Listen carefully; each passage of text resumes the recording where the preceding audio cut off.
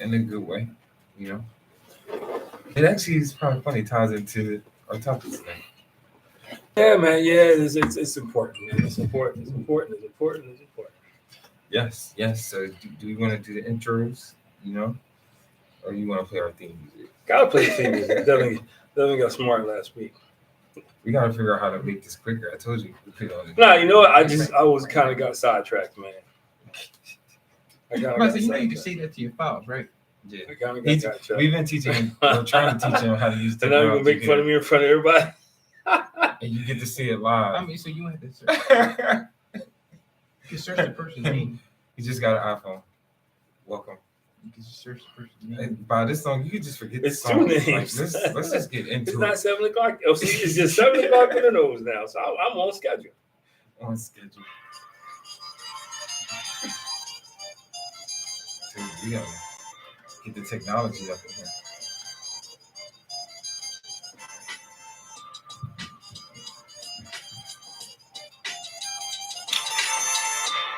He got his new hairdo, he's feeling himself, feeling good. What do you want to do that?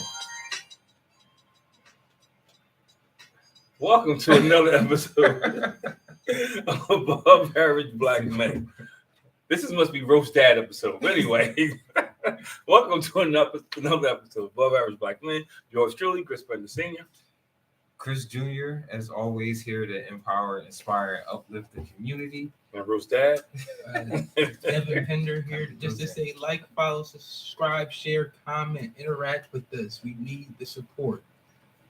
Yeah, man. They're not going to interact if you keep acting like that. You need to show some energy. Welcome back. Yeah, he doesn't. Welcome back, man. Yeah, thank you. Thank you. Feel a little crowded now. We I know, definitely not like, used to being able to like I'm stretch trying out. to get used to sitting back in the middle It's here. like- You know, I've been dialing in online or occasionally missing some Yeah. here and there, but feels good to be back. You know, I've been Yeah. on the road, working a lot, working hard. You know, got to maintain what I do outside of this, you know, 9 to 5, sometimes Yeah. extended hours, but You know, when you're making the big bucks, man, you got to make sure you show up. yeah, I guess, you know. Yeah, which ties right into our show, though. Yeah. It ties right into the show, man. Is how do you balance, work and life? And I kind of add a little twist to it. Is stress versus success.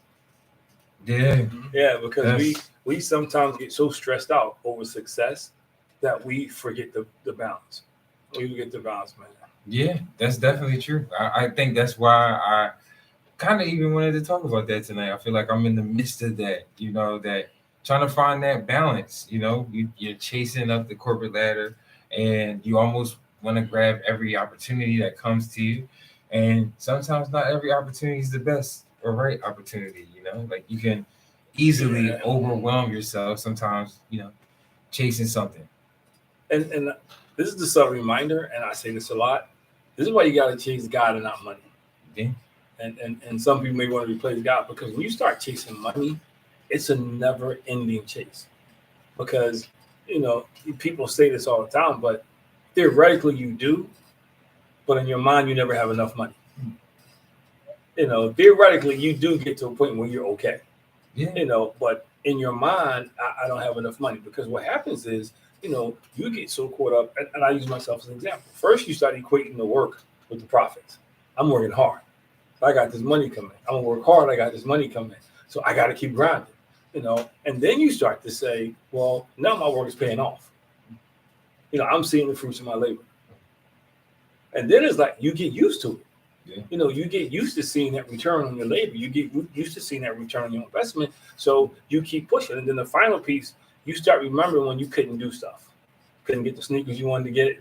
You know what I mean? You bought the first car that you really didn't want to buy. You start remember all the sacrifices you made, and that starts pushing you harder and harder and harder.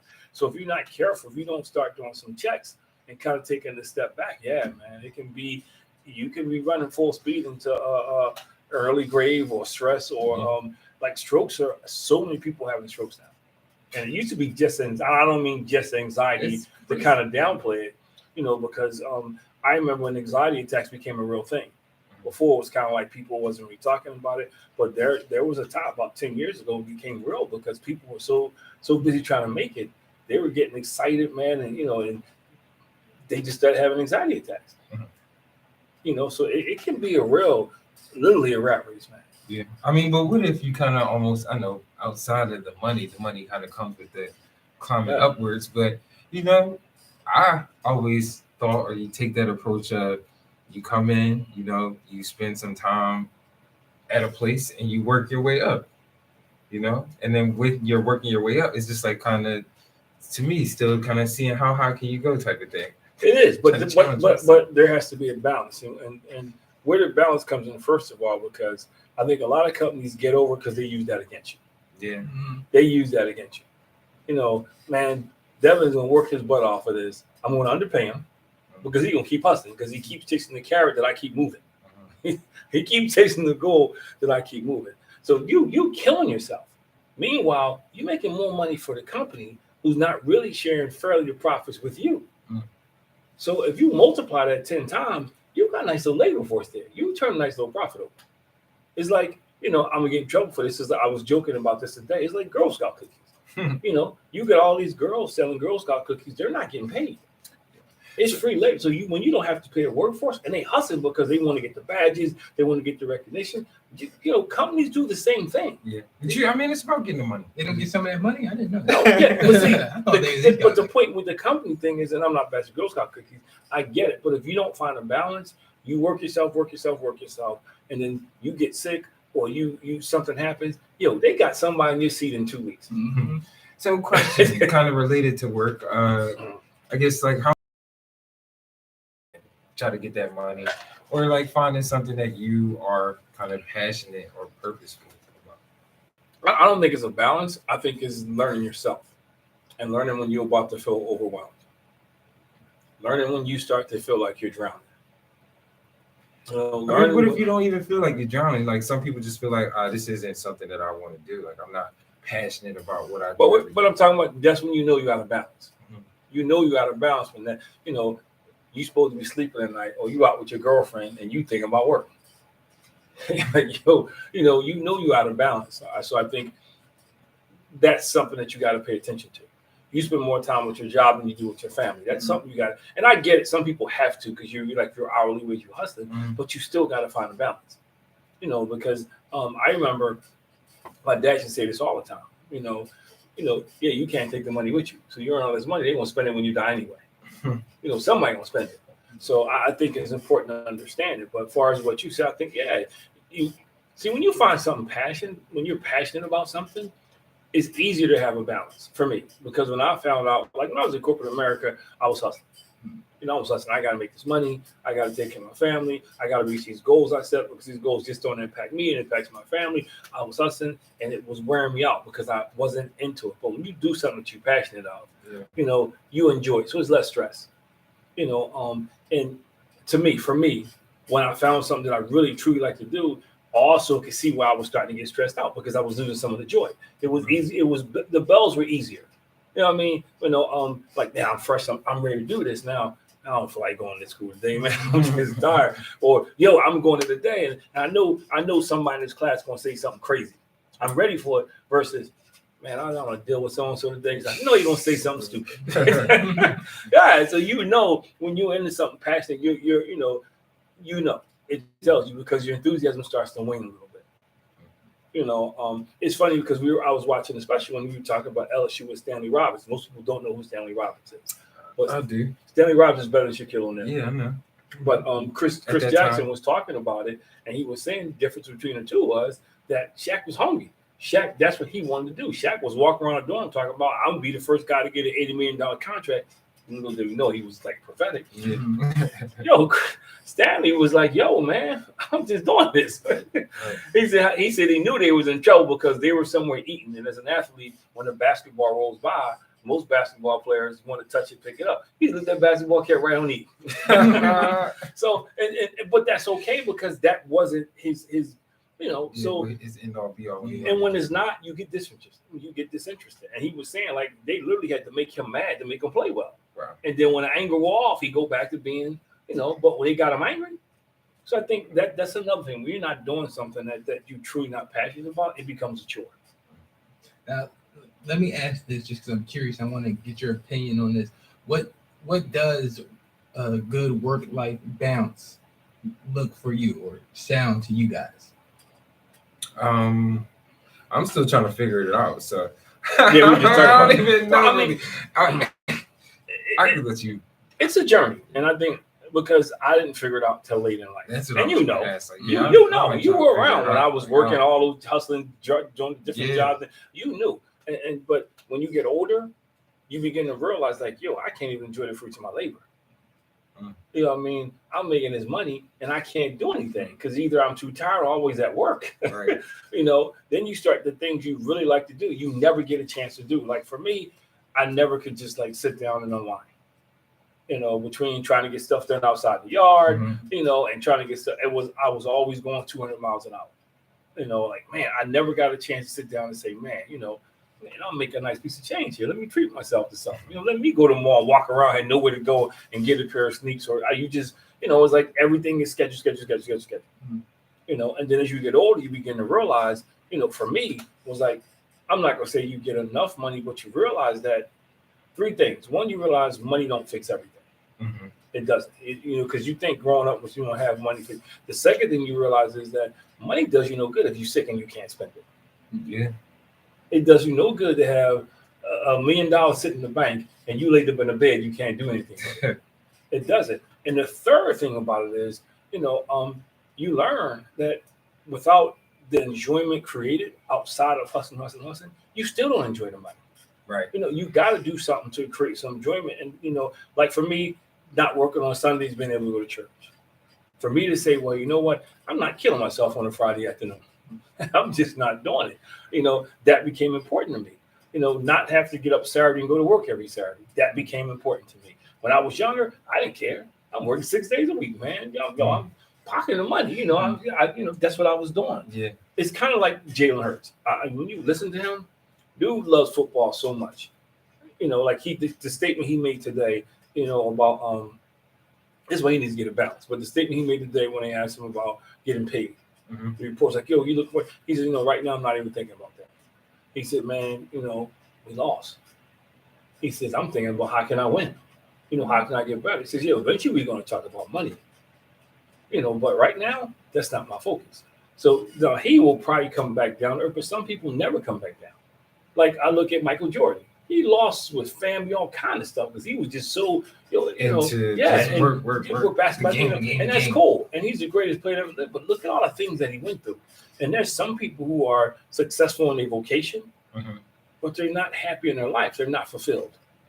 And you gotta be, to me, my goal is to be holistic. I want to be content financially. I want to be content physically, emotionally, intellectually. I want to be in spiritually. I want to be, balanced in all those areas. That's a goal I set for myself, and I focus on those things, and that kind of helps me keep me centered. Yeah. I'm like I said, still trying to figure it out. I think I have moments of where I try to make time to not think about work and just kind of relax I got one and word not for be you. on the move, but then it I got one word that happens. you have to learn. No. You just say it's harder than you think it. You It's have to tough. learn to say no. That's I tough. was talking to somebody today because I started out. I said I'm gonna do this year. Like Could you imagine that last though? year. I'm just asking somebody come up to you like, hey, I got this promotion, a job for you. Like, you just gonna say, Well, no, not the promotion, but what comes with it. You know what? I can't. You No. know what, Chris? I need you to come in for a set. You know what? I have plans. I'll get it done in a timely fashion, but I cannot do that. You got to kind of figure out how to, because I got to The say it balance of sometimes. saying Yeah, no. because if you give a stroke, it don't get done anyway. Sure. So like like the beginning of last year to like 3/4 of the year, I was busting. I mean, I was running, doing all these contracts, doing all this stuff. It was cool because I had a goal. I was on this stuff, and then I realized like, yo, man, I can't keep this pace up. So then we planned a vacation. We started doing stuff. We started going out at the dinner once twice a month. We got to get back to that, by the way. So I had to get the balance. And my goal this year was not to do the same thing. Now it's funny because the minute you say it, like I was kind of not doing this. So then this opportunity, really big opportunity, just kind of came up, and they said, okay, can you do this one thing for me? And I was like, yeah, I'm gonna check out this one thing, and then it just keeps growing. It's okay, but so now I got to say no to some other stuff. In the past, I say yes to everything. That's where I In the feel past, like when do you say, like, how do you balance the difference between saying yes and no? I can't make all the money. Right, like, but you just kind of, to your point, you said yes because But I'm gonna say no to some other stuff. Opportunity, like, So now some of the small stuff I was doing, I got to say no to. Yeah. There's some people who I'm not gonna say obligated to, but I'm loyal to because they did things to me. So for them, I probably would never. I'm not gonna say never. More chances than not, I wouldn't say no. Mm-hmm. But in the same time, they compensate me. Ain't nobody trying to get the hookup, right? So it's an exchange there. But then some people who I know, there's some people who I know when they call me, it's about the hookup. It's going to be about the hookup. It's not going to be about, hey, Devin, I got this gig for you. Just send me an invoice. I got this gig for you, man. But my budget, they get all the stuff they wouldn't say to other people. I'll catch you next time. So it's a difference. And even then, if it's something, my philosophy is this: if I can do this and get paid, my rate per hour, I'm not going to do something that's got to work 3 hours to make that same rate. It doesn't make sense. I can do this for an hour and make X amount of money, or do this for 3 hours and make the same thing. I'm taking an hour. So, a question related to the work-life balance. Like, say you do have your regular 9 to 5 that you have to put however many hours into, sometimes extra, but then also, I think there's a lot of people who are entrepreneurs. So you gotta try to find time to also put in those extended hours too. So how do you kind of deal with that? Well, I wear both hats. Mm-hmm. I wear both hats. But that's like without our burning is because that's at some point they begin to both feel like work. They do, but I say no to some stuff. And I wouldn't recommend to anyone who's an entrepreneur to have you can't say no starting out. But you gotta find a balance. Like, I would never work 2 jobs. I would not work a job and be an entrepreneur that I gotta work 400 miles an hour on both sides, because you can't sustain it. It's impossible to sustain it. Mm-hmm. Sooner or later you're gonna get run down. I don't care how much sleep you think you get in the weekends. Your body is set up that it needs X amount of rest spread over a period of time. That's why you dry. You run yourself dry. You think because you take a sleep for a couple hours. No, your body has to rejuvenate. So I wouldn't recommend that. But then you got to find a balance, because I had a job where I was working 7 and long hours, rushing home trying to do this stuff, and it just didn't work out. And it was nice, but I found myself getting sick more. I wasn't working out like I should have been working out, like I'm accustomed to working out. So I was sacrificing that part. I was sacrificing that part somewhat. Not like I want to. Yeah. So you got to sacrifice the 5 things I mentioned. What are you willing to sacrifice? What? Spiritually, because you're not going to go to church now. I'm just saying. Intellectually, you don't have time to read because you're so tired. Every time you get past the table of contents, you fall asleep. It's like crazy. Mm-hmm. Yeah. So you don't even look at TV, because the same thing with TV. The TV ends up watching you. Emotionally, you tired, man. When you tired or fatigued, it draws on your emotions. Everything. You're a little sensitive now, man. You're a little cranky. Whatever it is. So you're not doing well in that area. You may be doing well financially. You may be doing fine. That's if you're not spending money going to the doctors. You will. But again, what are you willing to sacrifice the rest of those other? Because you got to sacrifice something. And those areas you got to sacrifice something. That's a good point. Well, because you're making it sound a lot easier said and done and everything like that. Or you're making it sound real easy. How'd you learn how to say no? I just had to make a decision. Somebody tell you that? Like, yo, make sure you say no. I had to make a decision. No, and it's funny because, I talk about this a lot, to people, and the difference, because somebody would ask me the difference with McKinsey, and you guys. The difference is, I have more time to spend with McKinsey. And I'm not gonna say I have regrets, because I spend as much time as I could. Yeah. But it's different though. Thinking now, like, time is definitely different. Yeah, but when you have a grandchild, you can think things. If you can do things differently, but you also learn. You learn from the things you've done before. When you miss raising a family, you learn, but you got to be careful, because you're trying to teach the kids as equal as possible. You want them to have, you prepare them to be a better to be better the next generation than you. So you hustle them. But when you get older, you start looking back like, man, could have made a couple more basketball games. You know what? Missing a couple $100 there wasn't going to rock the scale a certain way. And you start to see, you do think of things a little differently. And so what I mean by decision is, everything. I'm not saying it's easy, but it starts with a decision. See, if you're wishy-washy, well, I think I'm gonna say no, I'm not sure. You're not gonna say no, but if you get up in your mind, first you develop what's my skill to say no. What is my skill? Like, let me back up. The first thing I did was sit down and figure out, okay, what do I have to do? What do I have to do to sustain the lifestyle I have? What's the bare minimum? And then for me, just the word bare minimum drives me crazy. That's like mediocre. So, okay, what can I do to be a little above that? So this is the effort I need to put out. Okay, now I want this to happen. Do to get that. Now the other question you got to ask yourself is, how much of me is going to cost to get that in X amount of time? And then you got to make a decision. Well, you know what? I'm not going to try to take every contract. If Devin calls me up and says I got a contract and I'm gonna pay you $150 an hour, and I need you to do 2 hours every 2 weeks, $300 every 2 weeks, for just 4 hours, man, that's cool. But then somebody else comes back and says, here's $10,000. You divide the hours up into how many hours you're gonna serve. What you gonna take? Right. So then you don't need it. That $300, you got to let that go. Because now you got to say, what's my threshold? I still do stuff for free and I do minor, but my threshold is, no offense, if I listen out there, I don't, unless it's somebody I know, I don't take anything under $150 an hour. I'm doing my work. I don't, because people, no, it's not a boss, because people will nickel and dime you to death. They don't care. They'll pay you $45 an hour and work you 10 hours and don't care. So what I'm saying is, now when somebody comes to me, this is my minimum rate.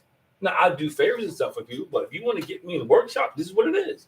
If I got to design a workshop and curriculum, all that stuff, you won't pay for it. Because half the time you don't steal my stuff anyway. Yeah. You into taking notes, taking phrases and stuff, and using stuff. People want to do is easy. No, I'm not knocking it, but what I'm saying is, so you have to learn to set your value, and the lower you set your value, the more people are going to take advantage of you. I'm not saying you try to get rich, but if you say, I'm only worth $25 an hour, everybody gonna be calling you. If you're good, everybody gonna be calling you. I guess to the other side of work-life balance, people doing too much life work.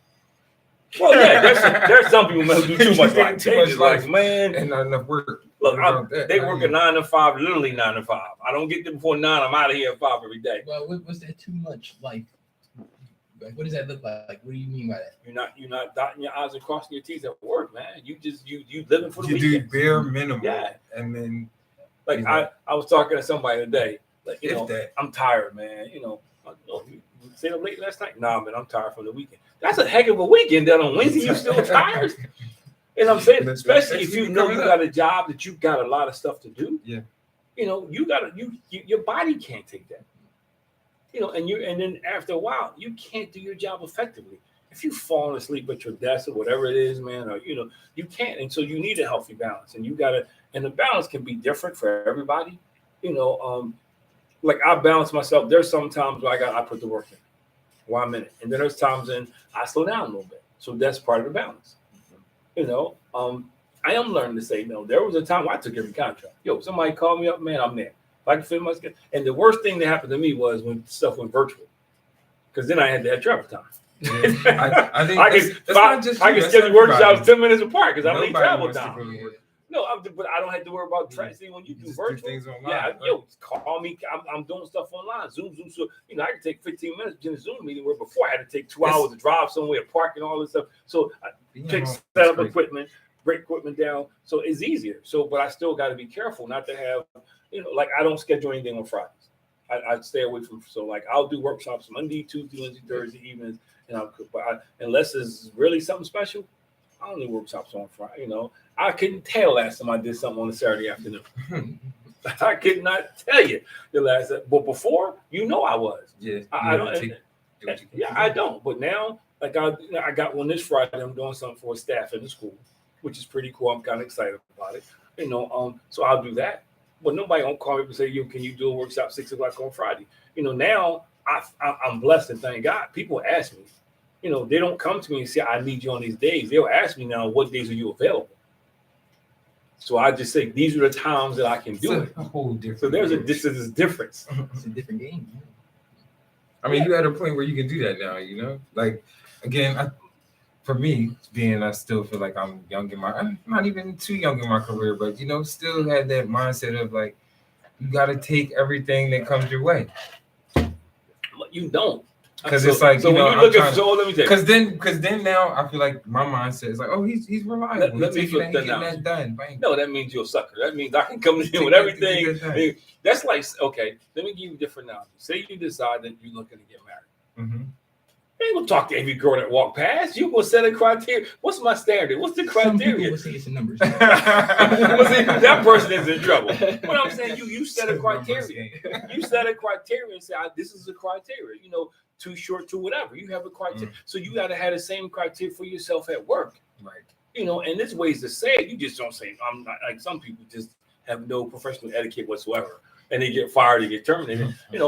Those things you just said, people know when you're a good worker and when you're different. They know that.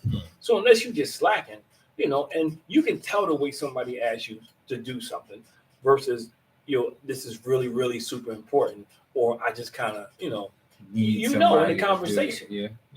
Because most people in companies will come around and say, yo, hey, Chris, could you really do? I gotta have this by X amount of time. I get that. Then you got some people just because they show up on a Friday because they know you'll stay late and do it. So I think you got to find a balance, and I get it. Because I'm always trying to get better. Trying to get better. That's all. Hence above average black man. Trying to keep. Okay. So what good is it if you say you get up and you making six figures? You up there in the top of the six figure scale, but you always tired, man. You always sick. You can't go out to dinner. You have to be like, oh man, you make a nice romantic dinner and y'all sitting there looking at TV and you tired. So tired. What is it? So you gotta find a balance, or you don't know because you were too young. Your mama tell you. I remember I lost a patch in my hair. What? Mm-hmm. Because then I went to the doctor. I was like, doc, what's up? He said, yo, stress. Look at you now. Stress. I mean, you're not gonna let this go, man. It's your fault. I made everybody grow their hair. No, it ain't, because you remember when I had the close haircut and you saw the picture and you told me I couldn't do it, so you challenged me. No, you challenged me, so I let it grow. And then I like mother style sidebar. Your mom kept saying it was a mess. She's one of the clean it up a little bit. One day she says, you look just like Devin. You got a Devin hairstyle. So what does that mean? I don't know. You gotta ask her. You gotta ask her. I was like, what? You gotta ask her. So that's what it. So you gotta ask her. So I went. So then finally, and this is how I gotta get back to the show. But it's funny because this the levity helps me to unwind. Because your mom sometimes she's funny. Yeah. I don't think she means to be funny. She just wants you to bend your hair. And sometimes, like if I didn't know her, it would be like mean sometimes. With just her delivery. So I kind of chuckle, like, she you get your head done, it's a mess. And I'm like, man, that's what you say to me. Like, I'm going next week. Just really right. honest. So no, but she was like, yo, you need to get a style. She said you need to get a style. And part of it was because, again, I was stressing myself out because it had got so long. I'm talking to people and it's coming over in my face, man. And I'm now tucking it behind my ear. And I never did I redo. I gotta like tuck it behind my ear, and it's just, the one in the middle keeps popping down in front of my eyes and my nose. It looks good. I feel like something crawling on me. So they was like, yo, get a style. Why don't you get a style? It caught me off guard. So I went, and I went there in salon. She she was like, what you want? So first she was like, well, I could do like Chris says, there's no way. No way. I'm not going from looking like Devin to looking like Chris. What does that mean? So I was like, yes. And she said, I'm gonna try this. She said, I'm gonna try this and let me know what you think. Because she described, I was like, no. Emphatically no. And then she said, well, I'm gonna braid your hair. She said, no, she's talking about two braids. I'm like, no, I felt myself like that's not saying two ponytails. I'm like, no. But anyway, so back to but you know what? But that's also that's my therapy, because I don't have to think about work, and that's a healthy balance. Excuse me. I go there, I relax. I don't think about work. I'm just chilling, man. I'm in a different environment, So that's part of the work-life balance. I'm trying to get to that level, where I don't feel like I'm thinking about work. But real quick, because you said something interesting earlier about just work in general. Why why do you guys feel like a lot of people don't want to work today, like get a job? And where is that? And like, What where answer does do that you come want? from? You want me to give you I the feel like- professional answer? The answer's gonna. I feel like it started during the pandemic, but I No. could be wrong. I think It's been like that. I disagree. The pandemic highlighted it because you knew about all these jobs that was open. Mm. People didn't just get lazy on the pandemic. It contributed when people started getting money. But there are some people who just don't work. And the other part of it is, and have a conversation with some of your friends, and not their closest ones, but some of your outside your circle. Folk don't have goals anymore. People are not sitting there saying, I want this, I want that. I got my 5-year plan. I sat down with some of my staff members, so they are watching this. And after a meeting, after the meeting, we started talking. And I think people are always curious about how I got to where I'm at.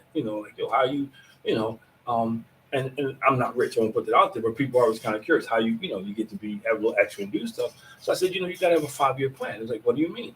We had a 5-year plan and included a balance. We said we're going to live in this apartment for no more than 5 years. We're going to live in this for more than 5 years. And we didn't say anywhere 5 years, by the way, until and our goal was to move out to where we live at now. Mm-hmm.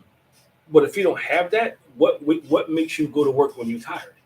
If you don't have a goal to go to work for, if you're trying to buy a car, if you cool with a hoopty, it don't take a whole lot of effort. If you cool with going to McDonald's and Burger King, and you think Outback is the upper echelon of restaurants when you go on a date, and I'm not saying for people. So what if that is the goal? But I'm not. But that's what I'm not. But I'm not saying about people who love. Because I love those places. What I'm saying is, if you settle for mediocrity, I guess that's the best way to say it. You work for mediocrity. If you're trying to work for excellence, you work for excellence. Your work ethic reflects that. I asked a group of guys, 2 group of high school kids, when I say this, what do you mean? What do you think about when I say, and do you agree with it? As a man thinketh, so is he. They don't know conduct the Bible. And, oh, no. So that's okay. Let me ask you a series of questions. Why do you do some of the stuff you do? Because of the way you think. Why do you set some of the goals you set? Because of the way you think. And they, oh, yeah, you're right. And there's some people who think, I'm never getting out this neighborhood. So that's the goal. So, there's some people who think, you know what? I'm okay. You're not okay. And this, you hear me say this all the time. There's some people, I hate this phrase. At least I'm better than so-and-so. So it's where you set your goals kind of ties into your work ethic. I knew I didn't want to, I love my neighborhood, the character, the resilience, things, and you know how much I talk about it, but I knew I didn't want to raise my family around it. I knew I didn't want to, had to teach my kids how to duck gunshot bullets and tuck and roll and all that crazy stuff, learn how to take the different route homes. So when, when stuff go down, you don't. You want to put your kids in a better situation. So that was a goal. Hence, I know people who, they don't leave the hood. It becomes generational. Not because they can't, because they choose not to, because they don't see life outside of there. They are the community. It's like when you see, it was funny because I was watching, Shannon Sharp was talking about Ja. And he said the same thing. He said, dude, first of all, you're not a thug. And now you outclass the thugs. You got an $80 million contract and you hang around with your boys, and you can't do that. But if that's still his mindset, that's what he's going to do. So you mentioned a lot of great things related to setting goals and how that kind of dictates where you kind of land in life every year.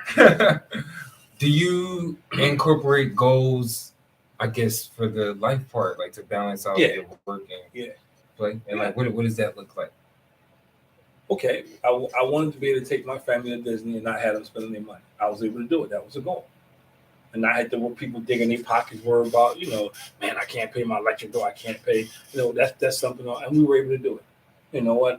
Family goals is I make sure I get Mackenzie at least every weekend, unless something comes up. I make sure I invest time in him.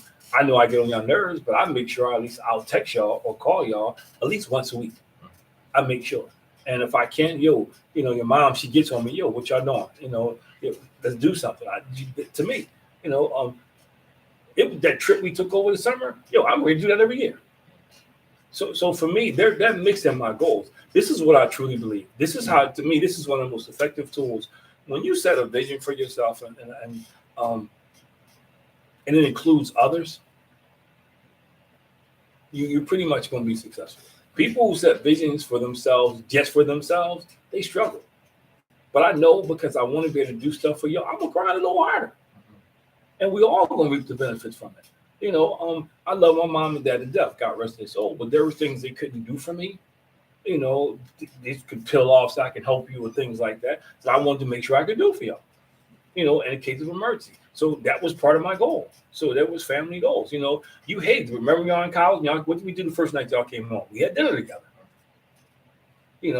So I've learned to set goals. You got to have them for personal and for family. You can't just have work. Right. There should be 3 sets of goals. You should have one for your whatever your vocation profession is, one personally, and one for your family.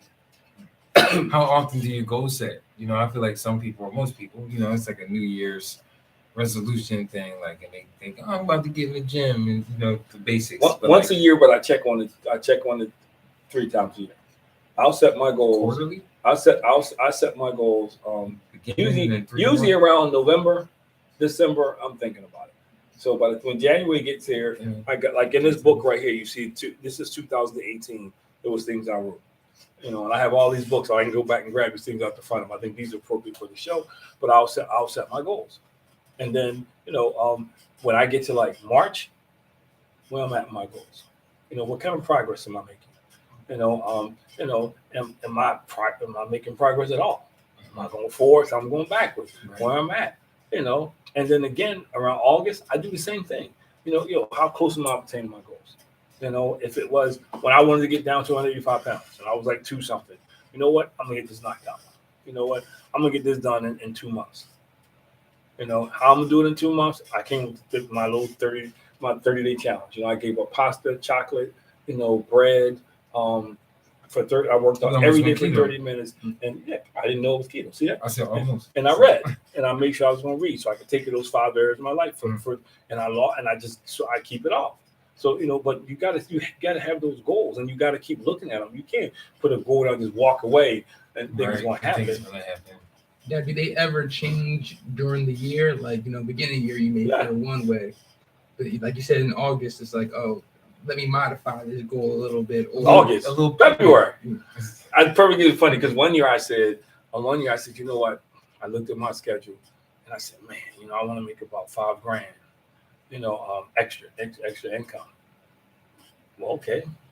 I got a $10,000 opportunity. Oops, got to change that. And I wasn't going to change it to 10 because I had 10. That way I meant it. You raised it to something that you got to work for.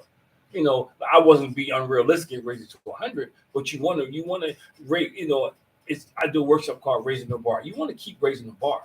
If you need to go, then it became, okay, now I lost 15 pounds. How can I get some muscle on? I gotta look like y'all when I walk around my show, instead of look like a flabby old man when but that was the next part of the goal, and it's harder for me because at my age, I'll be 62 this year, and I'm not being sarcastic. Nobody believes that. When I say that to people, everybody get out of here. Like, I got a question for you.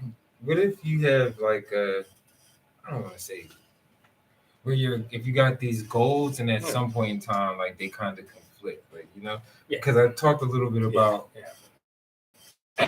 asking about, you have a corporate or business life and you are an entrepreneur as well, and it's at some point in time, like 100% has to go somewhere, how and when do you make that decision or pivot?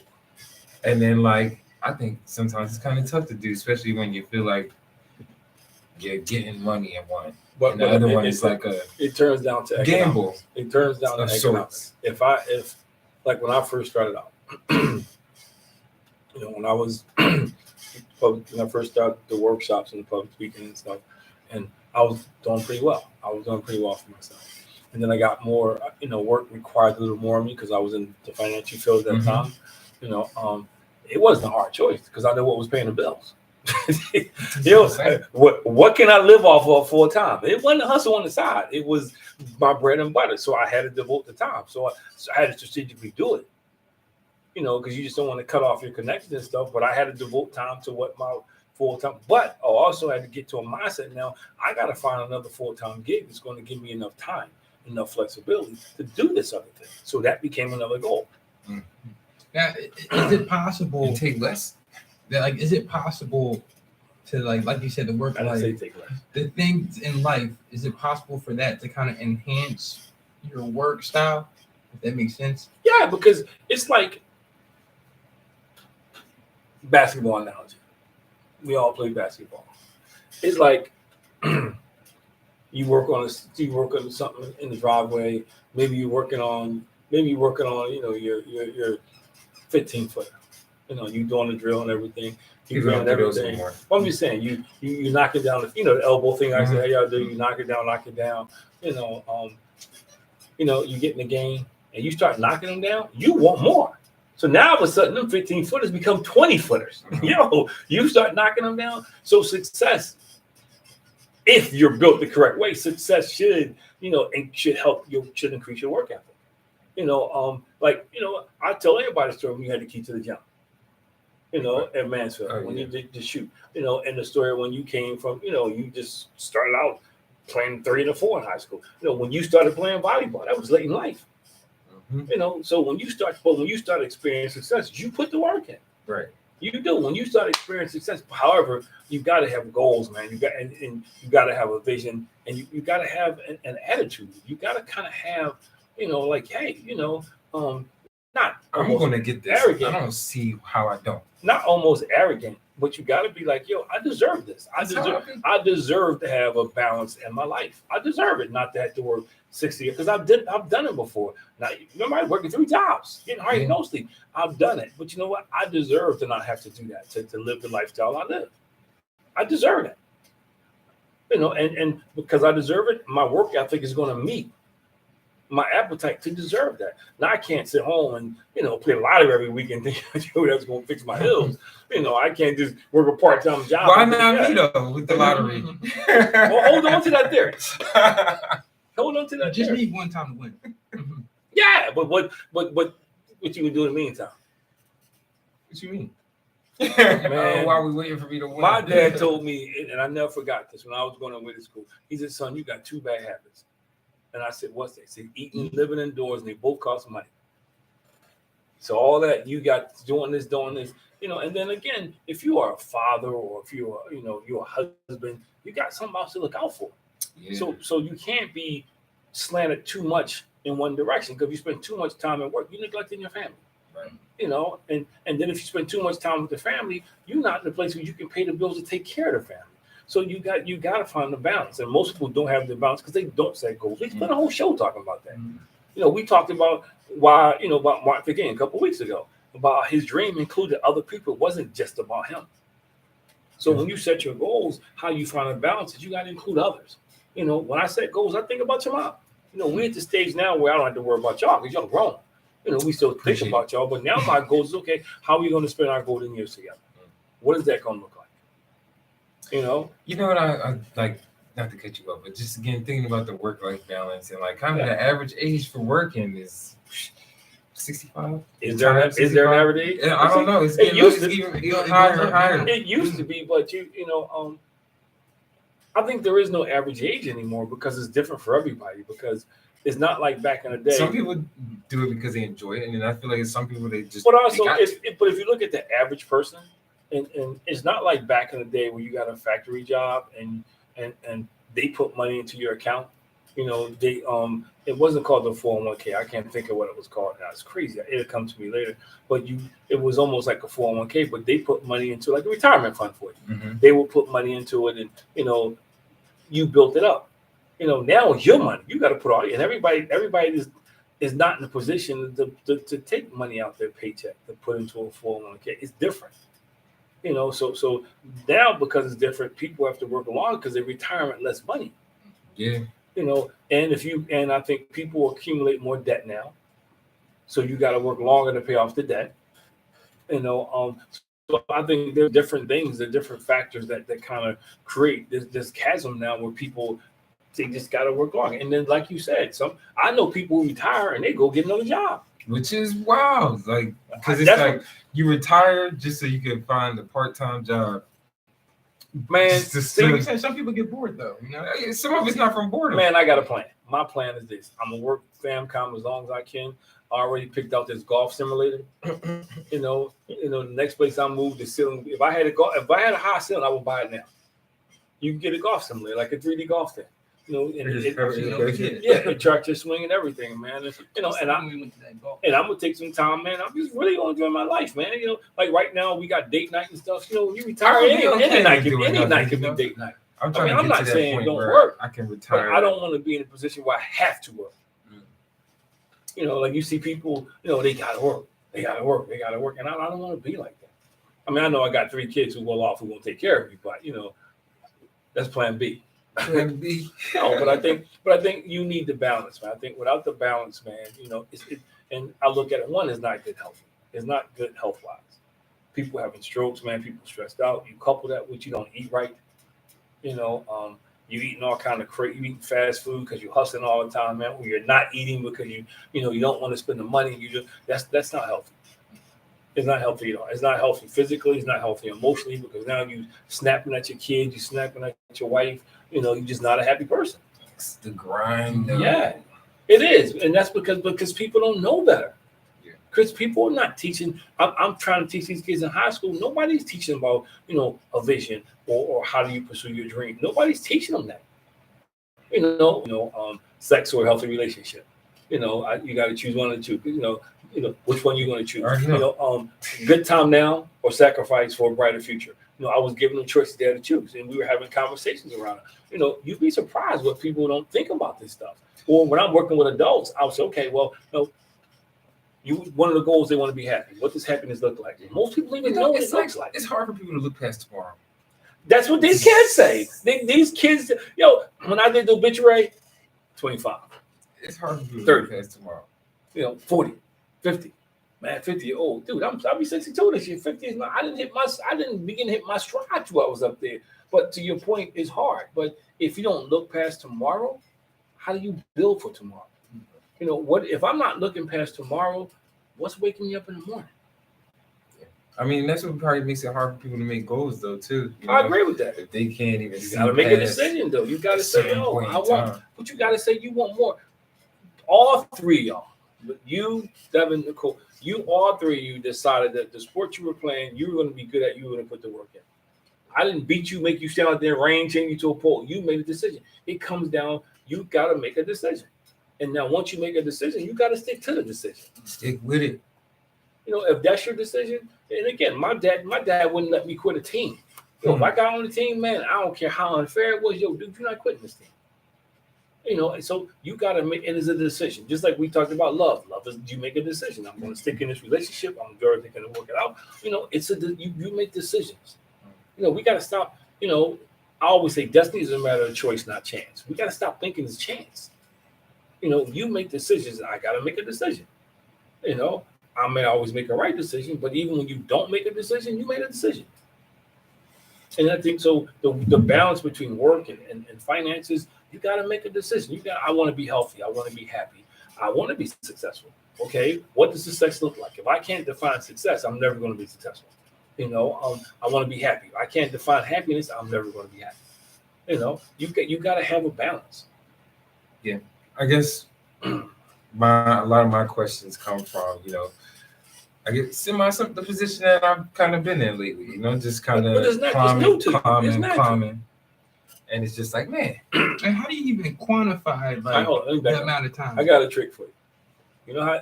Start thinking back to when you were at that job you had that you hated.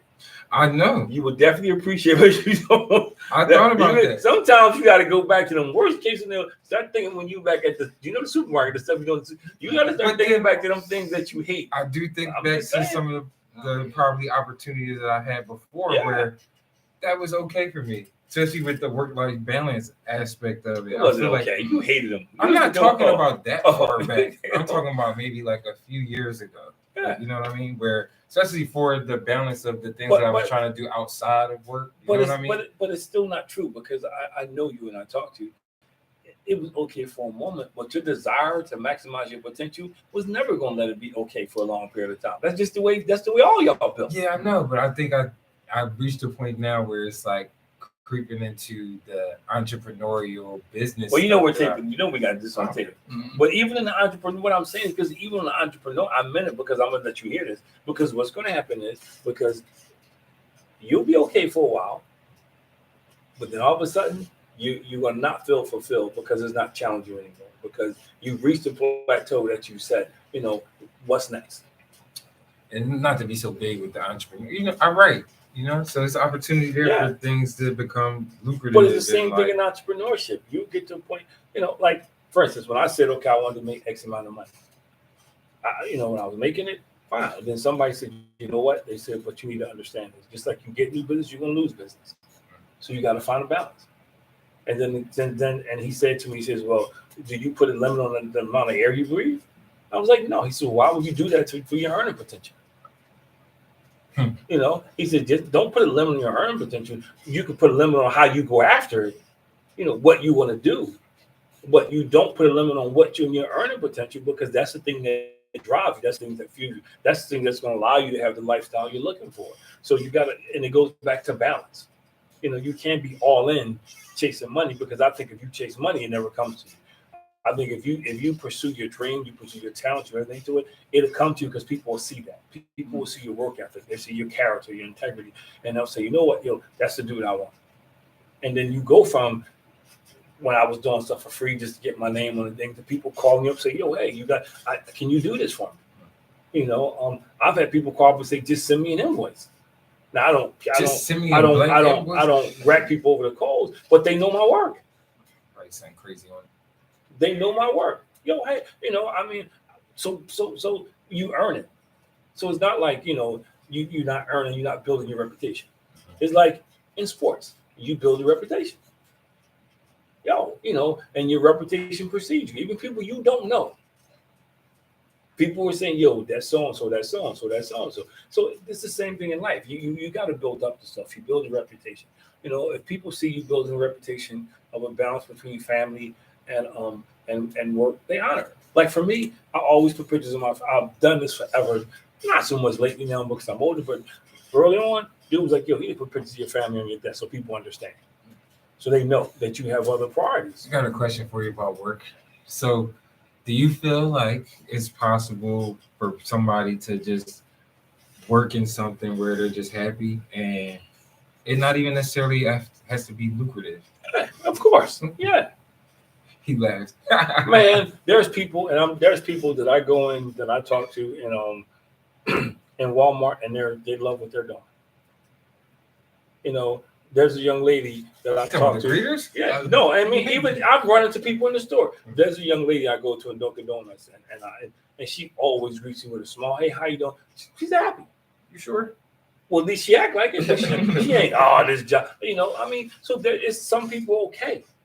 You know, and I don't knock that. There's some people who don't want a lot of life. There's some people like, yo, if I got a roof over my head, I got food in my refrigerator. That's okay. But then don't complain.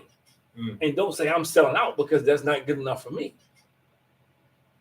You know, don't be latching on now because Chris going so. But if you okay, I don't care if you okay living in projects the rest of your life. That's okay. You know, because you set a standard for your life that you're happy with. But don't complain. I don't want to hear you talking about like you've been complaining about this job for 20 years. And I say, okay, hey, let me back. I did this workshop for a group of corporate America. And everybody in the room was making 6 figures. Okay, who in here is happy? Everybody raise their hand. No, let's be honest. Who in here really is happy? You know, one dude raised his hand. You know, what's going on? You know, and people was kind of chuckling a little bit and everything. So, what y'all laughing at? You know what? So somebody finally said, well, I don't know how happy he can be because he probably makes less than anybody in this room. You know, That's and crazy. dude was like, yeah, I make $85,000 a year. He said, but you know what? I own my home. I got a wife and 2 kids. They love me to death. He said, I may not be driving a Lexus, but that Toyota truck outside is paid for. Sure. He said, I sleep well every night. He said, I have health. He said, he says, I'm happy. I'm blessed. And everybody in the room was like, Shocked. because they attach the happiness to dollar signs. Dude found out that, you know what, Yeah, I could get there, but my goal is that's not. I'd rather have, instead of working 14-hour days, I'd rather leave at the end of the day. He got promoted out the mailroom, but I'm saying I'd rather leave at the end of the day, go home and spend time with my family. Speaking It was 85 cool. in the mailroom. No, I mean he got promoted out the mailroom. He got promoted out the mailroom. That's how people realized he wasn't making what they were making because he got promoted out of there. That's when he started. But you know, he was happy, and you can't debate that. Who is somebody to get up there and say, you know, there's people who don't own the car who are happy. Then there's some people that don't want to go out there and catch the bus. Uber was the greatest idea for them. That's me. Don't want to catch the bus. So I mean, you know, it's like, you know, I love the cars we drive, but every once in a while, you know, I want to get something else. I'm like, man, I can afford it. I'm in a good place in my life. Like, nah, that's not how, you know. So, you know, just want to get a new car to get a new car. I do. Sometimes I do, and it's because, you know, like people laugh because people say, man, you got a lot of sneakers. You know, because I got sneakers upstairs. I got racks of sneakers, and I'm probably get a couple more there. You know, oh man, you know what? You know why I buy sneakers now? Because when I had y'all, I couldn't. I was about to say. And then you know what? My father, God rest his soul. Yo, my dad. Well, I remember when Chuck Taylors went from $9.99 to $14. Yo, you would have thought they were for $14. I'm not paying no 14 whatever.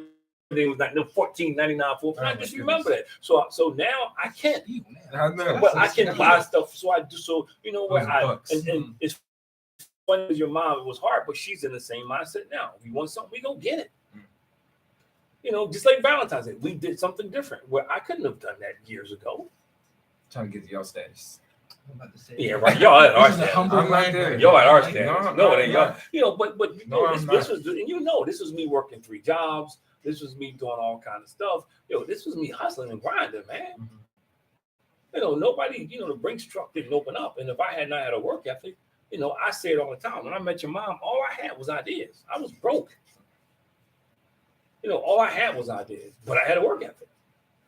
You know, I knew I wanted more than what I had. And my dad, greatest storyteller ever, I'll say this all the time. He says, you know, I had a chance to go scholarships to go play ball and everything. We were sitting there talking.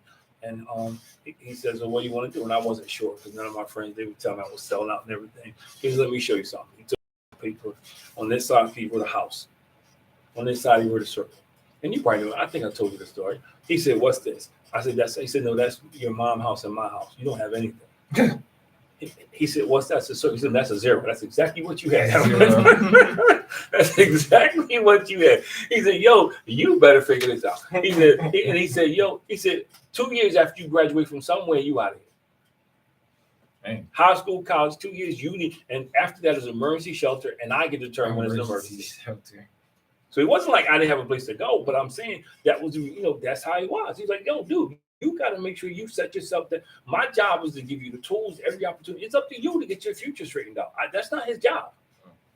You know, my job was to hopefully lead an example by giving you a work ethic, laying the foundation. You got to make the choices and go get it. Right. And at the same time, you know, hopefully you learn, and you did. Because you decided you weren't getting no manual. Well, all y'all decided y'all won't get no manual labor job. Y'all like, it ain't happening. Manual labor I could do it at home. Yeah. but why? Because you learned. You learned from you saw me making y'all work in the yard doing the stuff y'all did. You learned from. But there's some people dishes at the National Constitution Center. But there's some people who complain and do the same thing every day, but they make decisions to change their life. And you know, that's where the balance comes in, man. You want to have a healthy balance helps you make better decisions. Yeah, it does. I think again, this conversation might have been personal tonight in terms of where I was like, man, I really need to figure this out. Like, get this work-life balance together, because I think sometimes it can swing either way. I feel like, you know, sometimes I'm like work, and sometimes. But it's a moving target. It's too much life. It's a moving target. I don't think. Well, again, I speak for myself. I never have it figured out for a long period of time. I always have to go back and remind myself and reassess things. Okay, I need to do this because I do get excited. You know, somebody calls me up like, where I'm at now was somewhere I was trying to get to. So when the opportunity started coming, I was excited. I was afraid to say no. I should say, man, if I say no, they're not gonna call me back. You know, I used to say stuff like that. You know what? And then I realized, you know what? If it's not my time, it's better to say no, and they don't call you back. Then you say yeah, and you screwed up, and they still don't. And now you messed up. So you had to figure it out. you got to figure it out. And I think if you do what you're supposed to do, people will see your value. They'll see what you're worth. And people will see that you're loyal. People will see that you come to, like, my plate is full. But you know what? Somebody called me up like, yo, I really need you, Christian. Yeah, I got you. So you know what? Soon I got off the phone, I started moving stuff around like, yo, I got to do this. I can do. You know why? Because the person's been good to me. The person's always treated me fair with respect. So she knows when she calls me, yo, you need me to do a workshop or something, I got you. Right. Yeah. So but at the same time, it's taking me because somebody else walked up to me today, like, yo, hey, we need to talk. I said, well, why? Well, I need to introduce you to my boss because, I think you're really good at what you do. The kids connect with you. They really like you. We got this other guy. They don't connect because he's not passionate about it. He said, when you talk, we can feel the passion. So I'm going to introduce you to my boss. I didn't ask you for anything. You just accepted more work, though. No, I'm going to talk to our boss and say, if it's not in my dollar range, I'm not doing it. So now I can say, hey, people, I don't care. But, the power of your mom laughs at me when I say this. I think that's really kind of... My rate right now average is 400. You gotta just throwing numbers all out. I'm just saying. I'm just saying. But I remember when I was doing 25. That's not why I put it out there. But you was probably taking a lot more than two, right? Yeah, I sure was. But that goes back to balance. Why am I going to take 8 things? It's like, where's to make $200 when I can take one thing? It's like the balance of like in this place of feeling like you have to keep grinding and taking everything, and then realizing when you get to a place and you're just like, all right, I can pick and choose. Because along the way you got to learn your value. It's not just about part of gaining the work balance is understanding your value. If you don't value yourself and you think, oh man, you hustling because I gotta do that. No, but when you learn your value, no, I don't have to do that because I'm trying to establish my value. What if value. you're trying to increase your value? You're thinking it's like that's you still sometimes you think it comes in the title and the number of things that you do. But you still gotta pick and choose. You can, if you increase your value. If I'm sitting there saying, okay, you say Devin comes along and you working for Devin. Me and you meet, we talk, I like this dude, well-rounded dude. So Devin comes back and says, well, I need you to do something, you're not even good at it, but you take it. Is that the impression you want me to see? Because I might be the guy with the next job making 6 figures. So you got to be careful. You got to be careful and choose when you can, because if you got a job and tell you got to do it, you got to do it. But you got to be careful and choose, and you got to have a balance.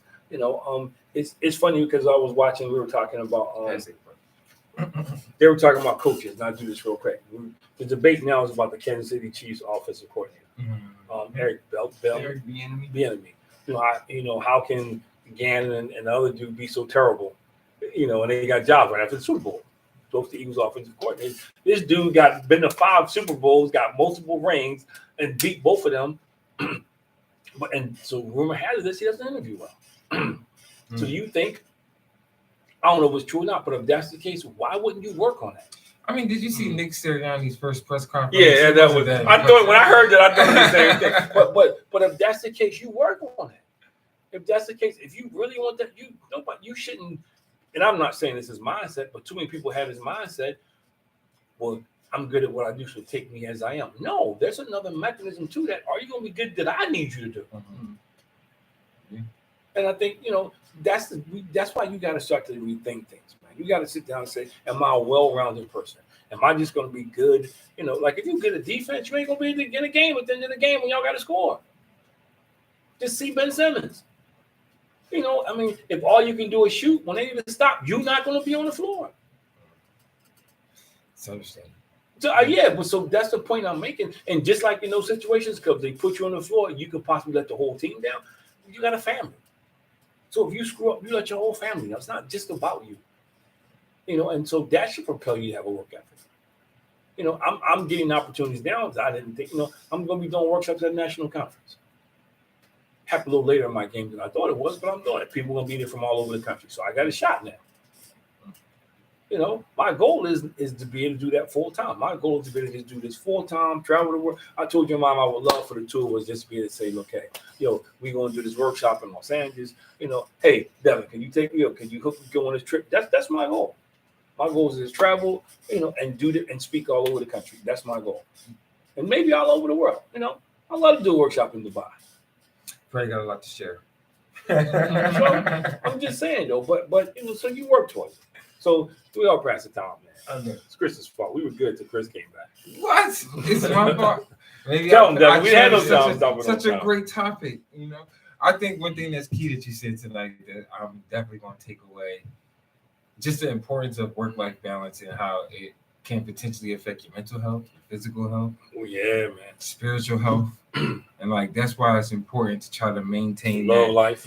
Yeah, and then like setting up goals, like and making sure you're doing a constant check of those things and write it down. Don't like real quick. This is 2018, and you know I put down things I need. 1, control my emotions. Do a better job at it. You know, 2, don't procrastinate. 3, practice active listening. 4, lust for nothing. Lust is not just about women.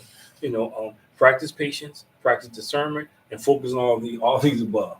And pray about everything. I make this every year. This is in some book, something I have, and so you can stay on it. And then you can look at these and see these are measurables. I know those are good goals to have, just period, all the time. I especially like the part earlier in the show when you said learning how to say no. I feel like that's that's hard. A very important skill. But Chris is accurate because I was talking to somebody today and they're saving for a car.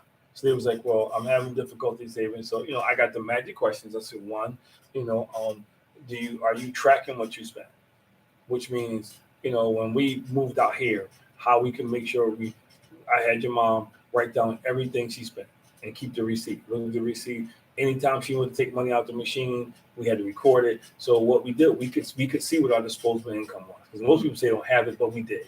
I was spending $10 a day for lunch. I had to spend $10 a day for lunch. You know, we would go out to eat all the time, different things. So we cut back. You know, we could see. So, you know, 2, you know, where else is money going? And right away she said, well, my family's always borrowing money. You got to learn to say no. That's why you catching a bus. And they got cars. That's why you catching a bus. And I know you don't want to say no, but you can't, you know, it's not like if they come to you, man, we don't have no food, we starving, I get it.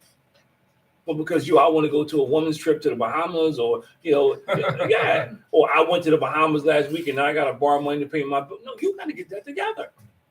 Because meanwhile, you don't even go to the Bahamas because you can't afford it. Okay. So at some point, you got to learn to say no to people. And sometimes it's going to be tough. You know, us against the world. Remember that motto? I do. Still live by that. That's our motto. Still live by that. So if you're not into us, deuces. Thank you all once again for a great episode of Above Average Black Men. And like, follow, subscribe, share, comment. I'm showing some more, you know, energy. Interact with us. You know, please. We need the support. We want to keep pushing this great content. I thought she was about to say pushing the stone like that.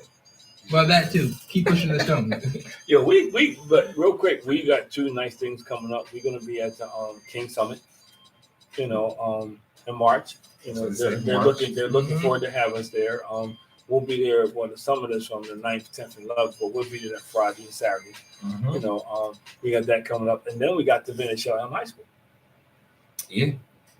We got to talk more about that. Yeah, y'all whole stomping gowns, y'all whole stomping ground. Yeah, so we are, you know, and then somebody else mentioned to me like, hey, you ever consider, you know, if like they go to these pop-up events where there's multiple people, it's like, yo, you should come down sometimes. You know, there's a lot of entrepreneurs and stuff like that. So we getting there, man. We getting there. Gotta take this show on the road. But thank you for joining us another episode of Above Average Black Men. Same time, same channel. Like, follow, subscribe. Yes. You can catch us on Facebook Live, Instagram Live, Podbean Live, Spotify, and iHeartRadio. Yay. And YouTube. YouTube. We're there. See you guys next week. Peace.